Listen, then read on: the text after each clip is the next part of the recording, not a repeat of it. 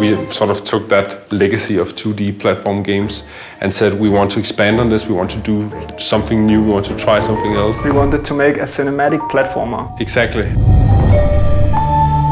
In many ways, I think about Max the Curse of Brotherhood as a handcrafted game. Everything has been touched upon by level designers or artists. We had like a principle in the whole production where we said we didn't want like instantiated platforms like you see in other platform games. Also, I think one of the core things in the game is the fact that Max can't really jump very far or high. But what really makes him move is the magic marker, of course. That's what gives the game motion, so we have been very thoughtful of that. Basically, Max the Curse of Brotherhood is a mix of platforming and puzzles, and it all sort of blends together. But the rockstar of the game is really the marker. Yes! On you go, Max. Me and Bo were sitting next to each other when we were designing the levels, and there was like this kind of competition between us where I said and made a puzzle, and then they said, hey Bo, come and try this, see if you can make it here. and then he did it the same way. We were sitting like ping-ponging and creating new stuff between us, and that was really, really great. This picture shows the first state of the beast, which was in the level. This is the level called Sliding Escape.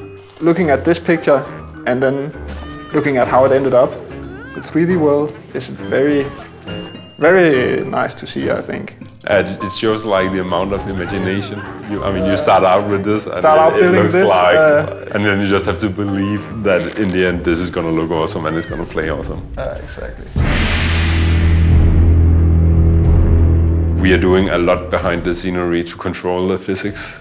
At one point, the vines were weighing like a ton or something. It could move everything much better than any stone could, just to get them swinging the right way.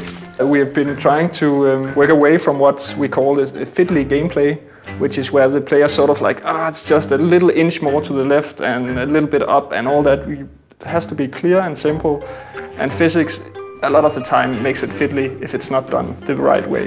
Yeah, you can draw a vine and you can swing in it. But if you, for example, draw a vine and you angle it, then it will swing, and it will swing to you. And that's a mechanic that's not obvious necessarily.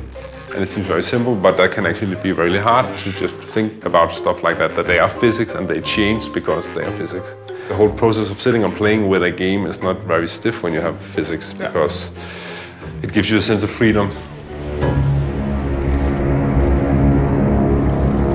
The difficulty of Max is something we spend a lot of time on getting right. When we started out, we made a game that was very difficult. I think the most important thing is to sort of get the flow right, so that you, when you play the game, you never hit the wall where suddenly there's a puzzle that's just way too hard. The balance between having an interesting puzzle that you actually feel is challenging and that you have to like sort of use all your abilities to actually complete, and then having something that's very frustrating, that's like really difficult to hit that balance and hit the sweet spot. I feel that we did all right. Yeah, I think we have like hit the sweet spot for the difficulty. So a lot of the game is not just puzzling, it's also platforming. There's a nice mix between the two. Taking all the pieces and shuffling them together and making a great mix of action, platforming, puzzles, storytelling, and creating this great adventure.